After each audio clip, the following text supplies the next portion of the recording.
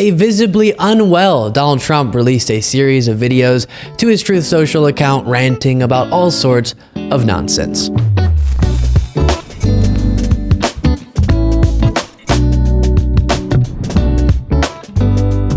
Well, Donald Trump is at it again. Every so often he posts like a million videos on Truth Social, just raging about numerous subjects, often heavily focused on his legal troubles, and this time is no exception.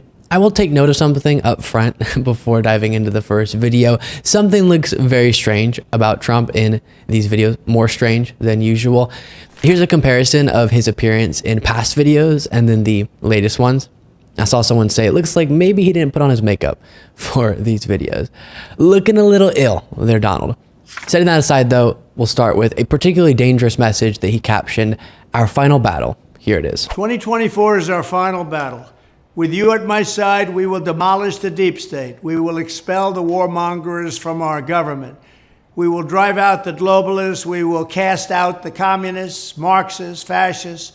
We will throw off the sick political class that hates our country.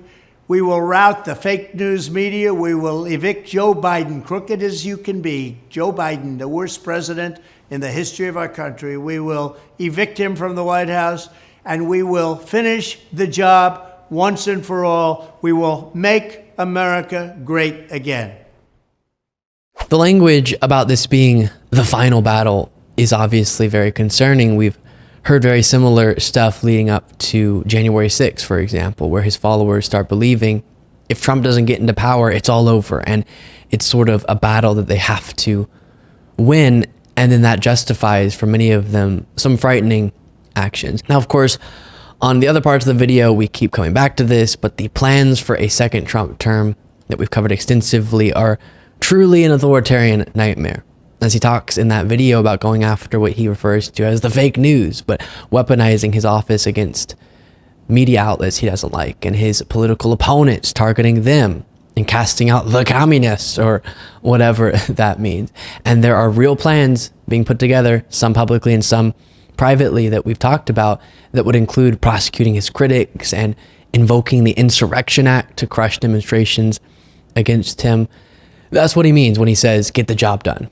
Next video. Congratulations to Speaker of the House Mike Johnson for having the courage and fortitude to release all of the J6 tapes, which will reveal completely what really happened on January 6th. Thank you very much, Mike. Great job. So we discussed in a previous segment the release of the January 6th security footage and how it just didn't prove what MAGA wanted it to, obviously. So now they're desperately trying to pretend like it did, and it's all just very sad. The funny thing is, when Trump says this action will expose the truth about January 6th, I don't even think he knows what conspiracy theory he's supposed to be referencing, which is why he doesn't specify what the truth is. It's just a vague alluding to it, because there's this big blob of conspiracy theories, some that contradict with one another, that are out in the right-wing media abyss. You have some people saying the footage could reveal that it was all a false flag operation by the FBI to make Trump and his supporters look bad.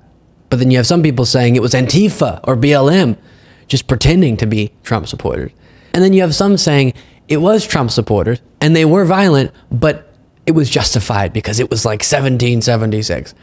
So I don't think Trump exactly knows which lie he's supposed to be telling.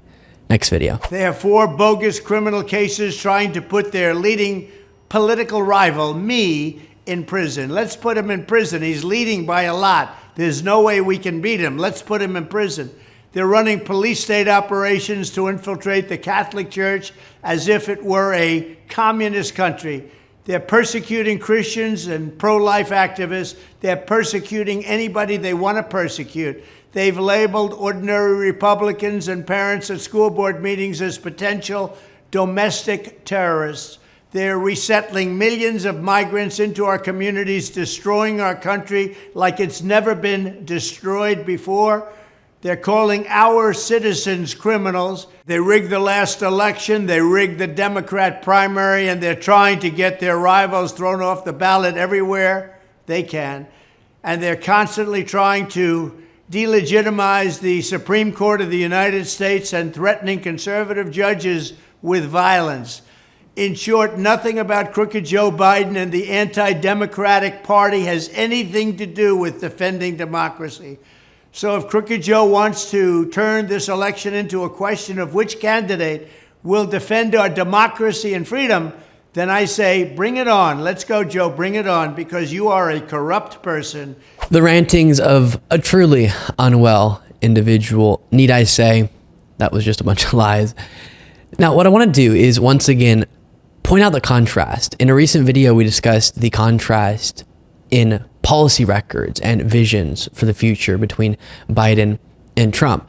Here, I want to discuss the difference between their usage of the bully pulpit. Both of them have huge platforms and a daily choice about how to use those platforms.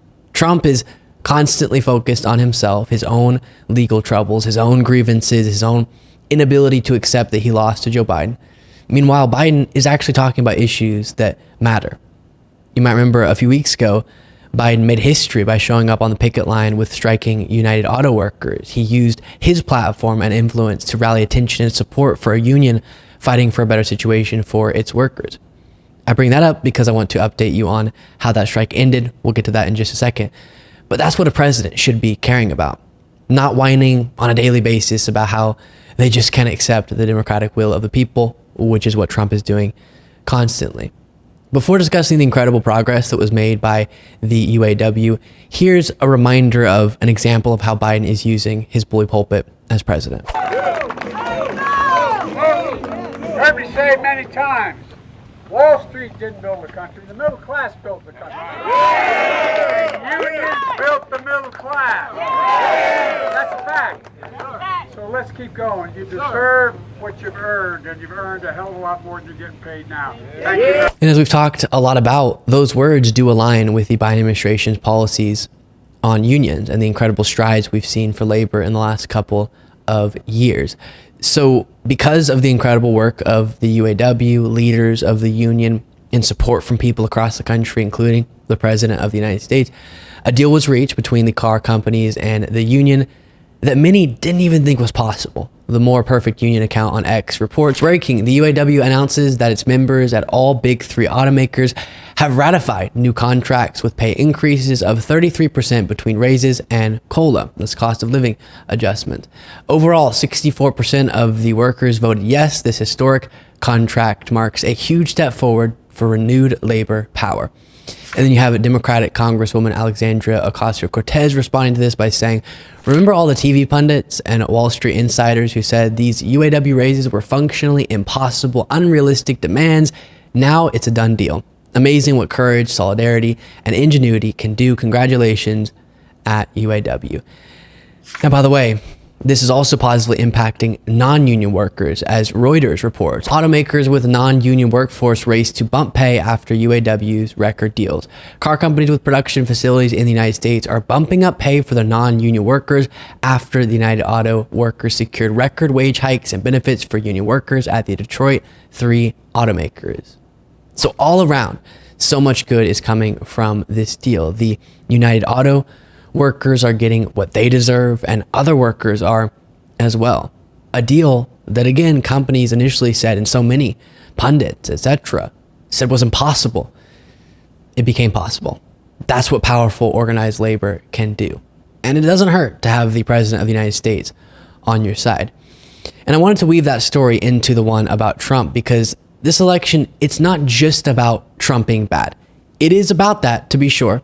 He's very bad. It would be an authoritarian nightmare, but it's also about what we could get instead.